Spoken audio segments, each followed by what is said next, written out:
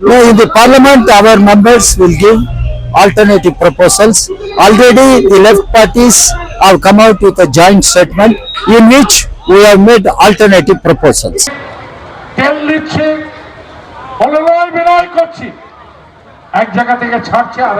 ये हमारा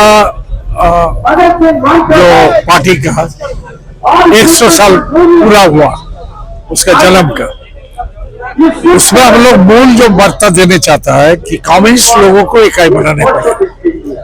जब तक कम्युनिस्ट लोग इकाई नहीं बन पाएगा, जब तक उसका आंदोलन रास्ते पे नहीं आएगा, तो और जितना हम लोग युक्त फ्रंट की बात करें ना, वो नहीं बन सकता है।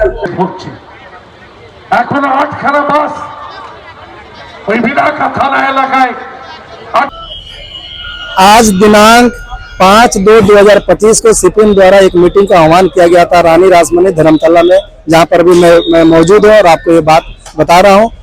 बेरोजगारी के खिलाफ, नरेंद्र मोदी के खिलाफ और सांसद ममता बनर्जी के खिलाफ यहां से इसी मन से जो कम्युनिस्ट पार्टी के जो संयोजक है, कम्युनिस्ट पार्टी के जो शीर्ष नेता, उन्होंने जमकर निशाना साधा हुआ। बात चाहे गंगा सागर की हो, चाहे आम बजट की हो, या बंगाल में बेरोजगारी की बात हो, इसको लेकर उन्होंने खुलकर नरेंद्र मोदी और यहाँ के प्रदेश मंत्री, मुख्यमंत्री के ऊपर जोरदार तरीके से हमला किया हुआ। Today, two objectives. One, to celebrate the centenary of our party, 100 years of glorious history, full of sacrifices and struggles. Two, what is the present challenge? How to strengthen our party, how to move to the people, reach out to the people, mobilize the people in order to save India in the given situation, fighting against BJP, RSS combined, to remove them from power. This is the purpose of this meeting. उसको बनाने अगर चाहेगा हम लोग, तो पहले communist लोगों को इकाई बनाना। और अभी मुद्दा क्या है? मुद्दा तो एक ही है ना, ऐसी बात को हटाओ, मोदी को हटाओ, ढोंगी मोदी को हटाओ। और हमारा राज्यों में जो हो रहा है दुर्नीति, ये तो दुनिया में मिलेगा नहीं। मंत्री लोग जेल में, ऐसा कोई नेता नहीं है जिसका बारे में कोई अभियोग नहीं है जनता। तो ये दोनों का हम लोग हटाने चाहते हैं, हम लोग रोकने चाहता है पश्चिम बंगाल में बीजेपी को, और तृणमूल को हटाना चाहता है, और सर्वभारतीय क्षेत्रों में हम लोग बीजेपी को हटाना चाहते हैं। कोई हम लोग का स्लोगन क्या है? जो बीजेपी को दिल्ली का तख्त से हटाने चाहते हैं वो एक हो जाए, तो आ गया। तो अभी आपको देखना है वो असल में दिल से आया ना कोई कायदे से आया।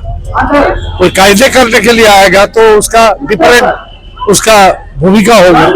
पार्लियामेंट के अंदर में हम लोग देख रहा है बहुत सारे बिल जो तृणमूल बाइकआउट कर जाता है, तो विरोधी का साथ वोट नहीं करते। बहुत सारे मुद्दा ऐसा है। पश्चिम बंगाल में आप देखिए सीबीआई का रोल, वो कलकत्ता पुलिस जो बोल रहा है वही वो बोल रहा है। तो क्या है, यह मकसद क्या है? ये जो अंदर गठबंधन मोदी जी का, दीदी जी का, ये बात हम लोग खुलियाम कर देना चाहता है जनता के साथ। सीपीएम का कहना है कि सीपीएम एक ऐसा पार्टी है जो गरीबों का कल्याण कर सकती है, बेरोजगारों को रोजगार दे सकती है, और जो अनएम्प्लॉयमेंट की कमी है उसको पूरा कर सकती है। इसके अलावा जिस तरह से तृणमूल सरकार में भ्रष्टाचार चरम सीमा पर है, जिस तरह से ईडी और सीबीआई का दुरुपयोग हो रहा है, जिस तरह आर्टिकल केस को लेके किसी को बचाने की कोशिश की जा रही है और एक को फंसाने की कोशिश की जा रही है, इस मुद्दे पर जो संयोजक थे स्वपन बनर्जी, उन्होंने खुलकर डोनर हिंदी से बात की। इसके अलावा हम उनसे बातचीत का कुछ अंश हम आपको सुनाएंगे और बताएंगे कि किस किस मुद्दे को लेकर स्वपन बनर्जी के द्वारा ममता बनर्जी और भारत के प्रधानमंत्री नरेंद्र मोदी के ऊपर जोरदार तरीके से हमला किया गया। वो तो चाहेगा, इसके बाद वो बोलेगा 1 country 1 language, इसके बाद बोलेगा 1 country 1 religious। ये तो उसका मुद्दा है ना। आरएसएस का मुद्दा है हिंदू राष्ट्र बनाओ, हिंदू लोग को मतवारा बनाओ और लूट चलाते हो, तो लूटता है। ये जो 1 फरवरी को बजट पेश किया, वो तो लूटने का बजट है। वो कोई बजट है, जनता का बजट है, देश के हित में कोई बात है, मजदूर के लिए कोई बात है, किसान के लिए, कृषि के लिए कोई बात है, बेकारी के लिए कोई बात है, कोई योजना है? रिश्ता रिश्ता बहुत किस्म का होता है। ये रिश्ता आपका साथ में क्या खराब होगा हमारा, मगर जो आदर्श है, लक्ष्य है, जो हम भूमिका वादा करते हैं देश के अंदर में एक राजनीतिक दल हिसाब से, वो देखना है आपको ये कौन किस तरफ है।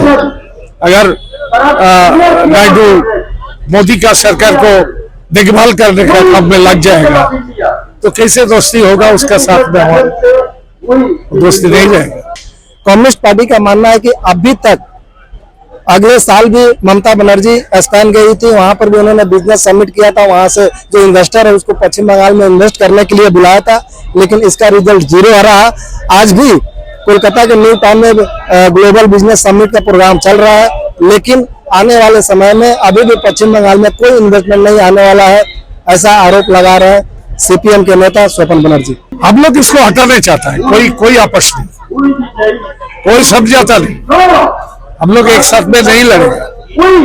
हम लोग पश्चिम बंगाल में तृणमूल का विरोध में, बीजेपी का विरोध में लड़ते रहेंगे, ये हमारा नीति है। जैसे केरला में हम कांग्रेस के विरोध में लड़ रहे हैं, ये भारत है, बहुत प्रकार का कल्चर है, बहुत प्रकार का राजनीतिक जो है केमिस्ट्री है। एक राज्यों में क्या होगा वो दूसरा राज्यों में होने पड़ेगा, ऐसा नहीं है। में कौन खून किया था, किस कारण से खून हुआ था, वो नहीं निकल रहा, और उसको फांसी देने से तो साक्षी चला जाएगा ना। वो तो बोल रहा है हमको फंसा रहा है, हम कुछ बोलने चाहते हैं, सुनता नहीं क्यों कोर्ट? उसका बाद क्या बोलना चाहता है तो फांसी में लटका दो। और लोग भी हैं क्या इसमें शामिल हो रहे हैं? जरूर, बहुत बड़ा बड़ा माथा है, बहुत बड़ा बड़ा लोग है। ये सलाइन कांड हुआ, 6 डॉक्टर को पनिशमेंट दिया गया। अच्छा बोलिए तो सलाइन कंपनी को क्या किया, और वो सलाइन का बोरात किसने दिया था, सरकार का ऑर्डर किसने दिया था उसको? ये आप जानते हैं, बोला है कोई जो सरकारी ऑर्डर सरकार ने दिया और वो जानते हुए दिया कि ये सलाइन गलत है और दोषी ठहरा है डॉक्टर को, यही तो चल रहा है। तो डॉक्टर बोल रहे कि जो कंपनी था जो बेंगलुरु में जिसके ऊपर बैन हुआ है, ऑलिक दिल आगे है, उसको लेकर सरकार ने ठेका दे दिया। तो वही तो बात है, तो उसको पकड़ा नहीं जाएगा, पकड़ा जाएगा जो पुश किया, जिसका पास कोई उपाय नहीं था, जिसको पुश करने के लिए बोला गया वो पुश किया, तो उसका दोष होगी। कहां से आया, कौन बनाया, कौन लाया उसको, ये कोई बात नहीं, यही तो चल रहा है। जरूर जरूर, एकदम माफिया डाउन, ये माफिया डाउन का राज चल रहा है। अब देखिए ना, शिक्षा मंत्री जेल का अंदर, फूड मिनिस्टर जेल का अंदर, अभी सुने आप, फिर भी सरकार चल रहा है। वोट होता है पश्चिम बंगाल में, तानाशाही चल रहा है, रुपया और फौज वोट, जबरदस्ती छप्पा, वही तो चलता है जो एक टाइम में बिहार में चलता था, वही अभी बंगाल का कल्चर हो गया। कोई इंडस्ट्री नहीं है, इंडस्ट्री भाग रहा है यहाँ से। इस साल में 49 इंडस्ट्री भागा बंगाल छोड़ के, इतना तोला देने पड़ता है ना, इतना रुपया कटवानी देने पड़ता है। वो इंडस्ट्रियलिस्ट बोलता है हमका लाफा करने आया ना कटवानी देने आया, क्या करने आएगा? क्यों नहीं आ रहा है इंडस्ट्रीज, क्यों नहीं आ रहा है? वो अगर नाफा खोजेगा, नाफा मिलेगा तब ना आएगा।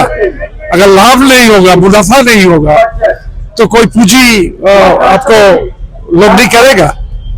कोई पूंजी लगाएगा तो लाभ करने के लिए, अगर पूंजी लगाने के लिए 20% 30% कटवानी देने पड़े तो भाग रहा है। उनका कहना है कि यहाँ पर बिजनेस नहीं आने का सबसे बड़ा कारण है वो है कट मनी, यानी कि पार्टी फंड में जो पैसा देगा, जो कट मनी देगा, उसी का यहाँ पर इंडस्ट्रीज लगेगा, जो नहीं देगा उसका नहीं लगेगा। बात जब सौरभ गांगुली की बात हुई कि उन्होंने अगले साल कमिटमेंट किया था कि साल बने में एक आयरन का कंपनी लगाने वाले हैं, उसमें हजारों लोगों को रोजगार मिलेगा।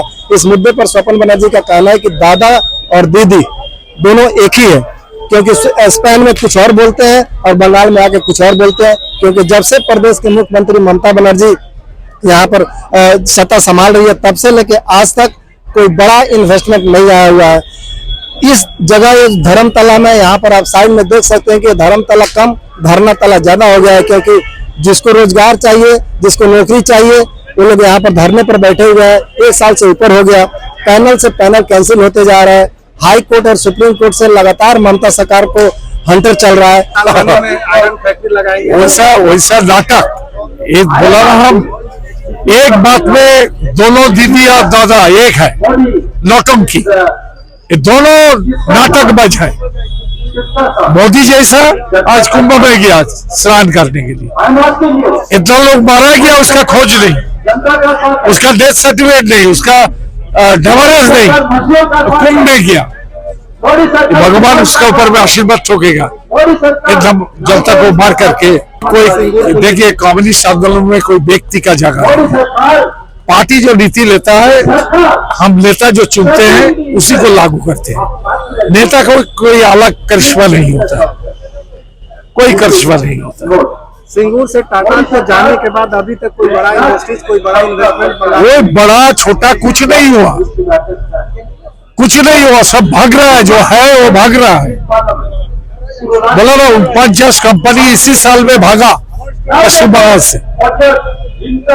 उसका मूल अभियोग ये है कि इतना कट मनी देने पड़ता है ना। धर्मतला घूमिए, कितना हजारों संख्या में आप शिक्षित नौजुवान रास्ता में अनशन में धरना में पड़ा हुआ है। देखिए धर्मतला धर्मतला घूरने से आपको पता चल जाएगा चाकरी का क्या हाल है पश्चिम बंगाल। सुप्रीम कोर्ट ने पूरा पैनल को कैंसिल कर दिया,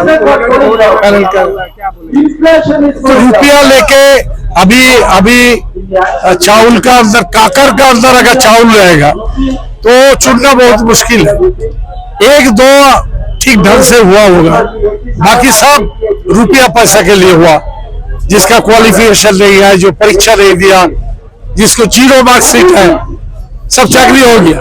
तो क्या करेगा सुप्रीम कोर्ट बोला आप चुनो, जो रियल है उसको चुनो और जो भेजाल है उसको निकालो। तो वो लिस्ट तो ये लोग सबमिट नहीं करेगा। अगर वो लिस्ट सबमिट करेगा तो उसको रुपया वापस देने पड़ेगा। पार्थो चैटर्जी का घर से 50 करोड़ कैश रुपया आप देखा ना, और 100 भरी सोना अब देखे ना, ये सब तो वापस करने पड़ेगा। वो तो 25 भाग है, बोलता है वो 25%, तो 75% कहाँ है? पार्थो चैटर्जी अकेला किया था। इसका आईबी क्या कर रहा है, इसका इंटेलिजेंस ब्रांच क्या कर रहा है, पुलिस क्या कर रहा है, जानता नहीं था। सब कटमारी का हिसाब है। इसी मुद्दा को लेके जाएगा कि ये सरकार अगर रहेगा तो अगला प्रजन्म, अगला पीढ़ी का भविष्य खत्म। आप अभी लक्की भंडार मिल सकता है, कन्याश्री मिल सकता है, उसमें तो आपको बेटा का नौकरी नहीं होगा, जिंदगी नहीं चलेगा। क्या होगा? जनता का पास जाएगा, सब जाएगा उसको। हम लोग उसी लड़ाई में है, हम लोग आपस आने के लिए उसी लड़ाई के ऐलान करने आया है। 26 इलेक्शन है, हमको घुमाना है परिस्थिति। गठबंधन ऐसा है, हम लोग बोला तृणमूल बीजेपी का विरोध में जो लड़ने चाहते हैं वो सब वामपंथी, गणतांत्रिक और धर्मनिरपेक्ष शक्ति स्वभाव जो आएगा उसको लेकर हम लोग मोर्चा बनाएगा। से बात करने के लिए स्वपन बाबू बहुत बहुत धन्यवाद। इसको लेके सीपीएम लगातार अग्रेसिव है और ममता सरकार पर हमला करना जारी है। इसके अलावा इस खबर में और क्या अपडेट होगा वो भी हम आपको बताएंगे। तब तक आप हमारे साथ बने रहिए और देखते रहिए डॉन न्यूज हिंदी, क्योंकि मुद्दा आपके हक का है।